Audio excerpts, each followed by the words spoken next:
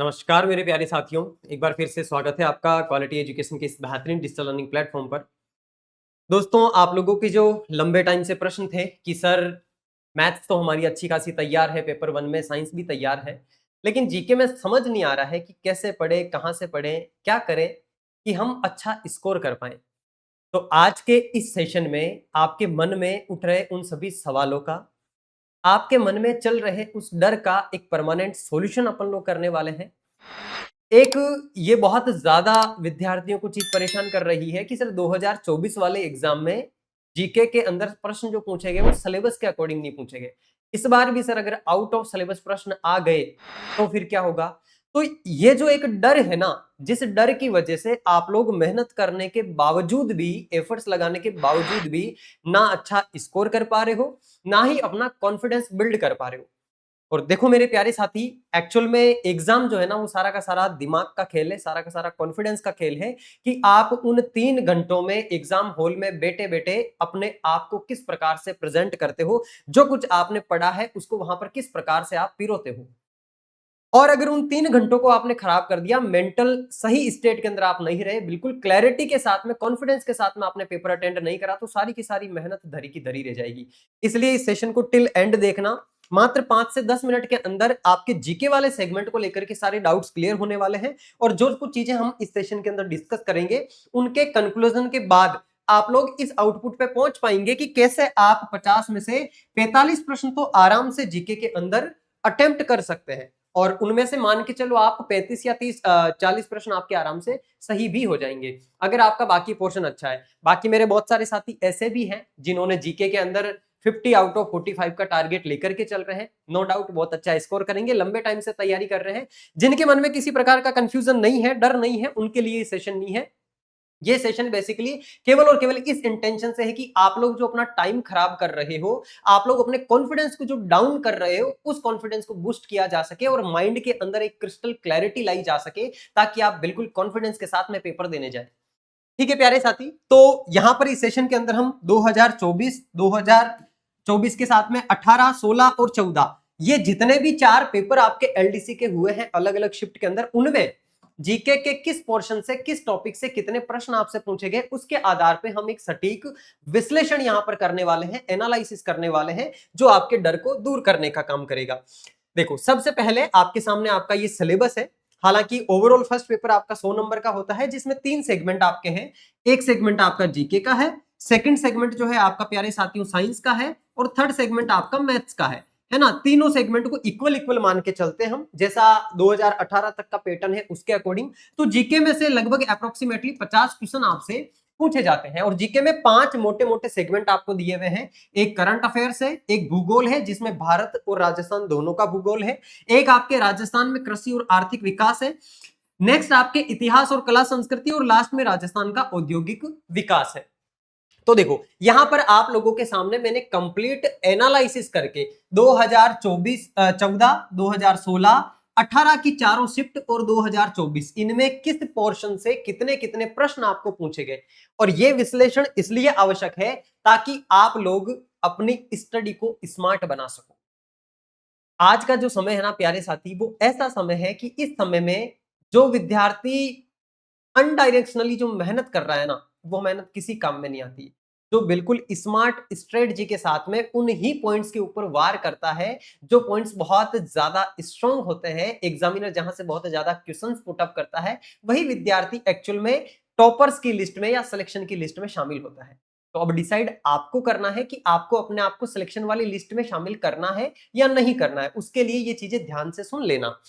देखो, current affairs वाला जो आपका सेगमेंट है, इसमें 2014 में आपसे 14 सवाल पूछे गए थे, 16 में 11 सवाल पूछे गए, और 18 में अप्रोक्सीमेटली 10 से 11 सवाल हर शिफ्ट में पूछे जाते हैं। और 24 वाले एग्जाम के अंदर मेरे प्यारे लाडलो 9 प्रश्न करंट अफेयर्स से पूछे जाते हैं। अभी आगे हम इसका फाइनली कंक्लूजन भी देखेंगे। सेकंड सेगमेंट आपका भूगोल एवं प्राकृतिक संसाधन है, जिसमें आपके राजस्थान का भूगोल भी है और भारत के भूगोल के भी 2 टॉपिक है, भारत की पारिस्थितिकी है और वन्य प्राणी है। इसमें से आप देखोगे 9 सवाल, 9 सवाल, 13, 11, 9, 10 इस प्रकार के प्रश्न आपसे पूछे जा रहे हैं 2018 तक के एग्जाम में। बट एज यूजुअल जैसा कि आप सबको पता है 2024 वाला जो एग्जाम हुआ था इसमें आपके पेपर सेटर जो है ना वो मुझे लगता है शायद एक दो पेक लगा करके फिर पेपर बनाने बैठे थे, बिल्कुल भी सिलेबस के अकॉर्डिंग पेपर नहीं बनाया था। और जब सिलेबस के अकॉर्डिंग पेपर नहीं बनाया जाता है तो वहां पर एक ही चीज आती है कि जितनी तैयारी आपने करी है, जो आप पढ़ करके गए हैं, बाकी विद्यार्थी भी वही चीज पढ़ करके गए। तो आउट ऑफ सिलेबस अगर कोई चीज आ रही है तो वो केवल और केवल आपके लिए नहीं आ रही है, वो सभी विद्यार्थियों के लिए आ रही है। तो वहां पर पैनिक नहीं करना है, पैनिक करने के बजाय शांत दिमाग से पेपर को अटेंड करना है, और जितना ज्यादा आप अटेंड कर पाए, जितने ज्यादा सवाल आप सही कर पाए, उस कोशिश के साथ में पेपर को अटेंड करना है।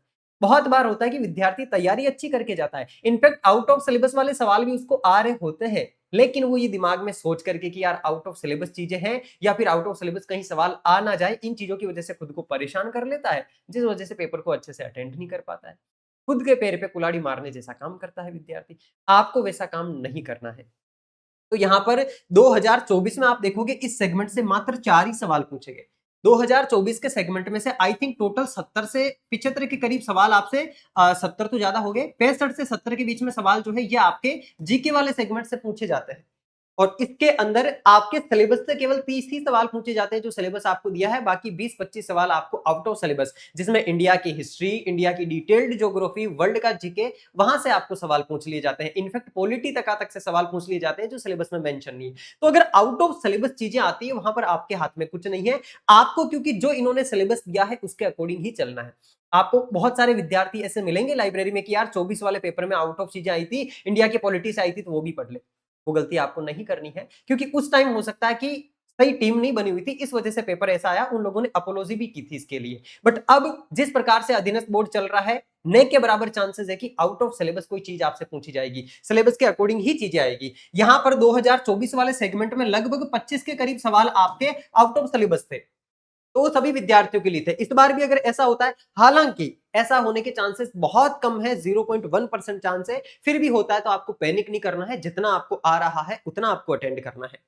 तो ये सेकंड पोर्शन था। नेक्स्ट अपन देखिए आपका थर्ड पोर्शन, राजस्थान में कृषि एवं आर्थिक विकास। इसमें से 8 सवाल पूछे जाते हैं 2014 वाले पेपर में, 16 वाला पेपर में 11 सवाल पूछे जाते हैं, और 18 की चारों शिफ्ट में लगभग 8 से 12 के करीब सवाल। बट 24 वाले में देखो आप मात्र 2 सवाल इस सेगमेंट से पूछे जाते हैं। तो बहुत ही ज्यादा यहाँ पर एक तरीके से असमानता यहाँ पर 24 वाले पेपर में देखने को मिली है। वहीं अपन राजस्थान के इतिहास एवं कला संस्कृति की बात करें तो उन शिफ्ट के अंदर आपके अप्रोक्सीमेटली मैंने ये पूरे के पूरे टॉपिक यहाँ पर मेंशन कर दिए डिटेल में, है ना। 2024 वाले एग्जाम में यहां से 14 सवाल आपके पूछे गए थे। मतलब ये राजस्थान हिस्ट्री एंड कल्चर का पोर्शन आप लोगों के लिए सेफ है।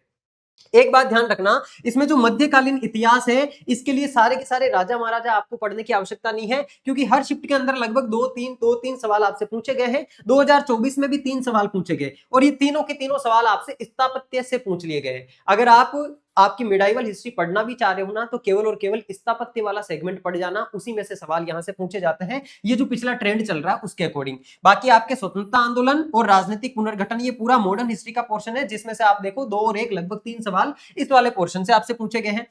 ये बाकी कल्चर का पोर्शन है पूरा का पूरा आपके, जिसमें 2024 में भी 1 3 2 2 सवाल इस प्रकार से आपसे पूछे गए। ये इसके अंदर थोड़ा सा वेरिएशन रहता है, अप्रोक्सीमेटली 10 से लेकर के 14 सवाल आपसे जीके वाले सेगमेंट से पूछे जाते हैं। अभी आगे हम वो भी डिस्कस करेंगे कि आप इन सवालों को कैसे इंश्योर कर सकते हो, क्योंकि जिस प्रकार का अभी पैटर्न अधीनस्थ बोर्ड का चल रहा है ना, आपको फोकस्ड होकर के सही चीजें पढ़ने की बहुत ज्यादा आवश्यकता है।